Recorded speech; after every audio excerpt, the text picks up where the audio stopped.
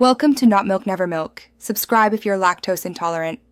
You start by preparing both devices and creating a reliable backup, because moving data needs a safety net. Once done, open Move to iOS on your Android and follow prompts to generate the temporary Wi-Fi code from the iPhone.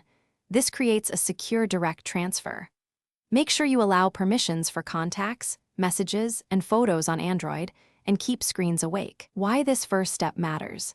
It preserves your essential data and links accounts so the next steps can actually copy everything accurately. Now you handle the complex middle work, selecting content types, moving large media, and reconciling accounts. You'll choose contacts, message history, photos, and other items in Move to iOS. Larger libraries take longer, so let the transfer run without interruption.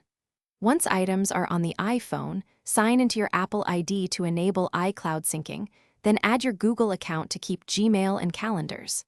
Finally, reinstall apps from the App Store and re-enter passwords. This ensures continuity across services and security.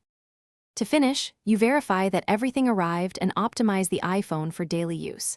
Enable iCloud photos, confirm contacts and calendars, and restore WhatsApp from its iCloud backup if applicable.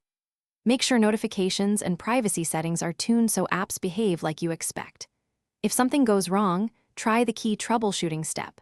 Restart both devices, use a wired connection, or export/import via cloud backups. Then rerun Move to iOS.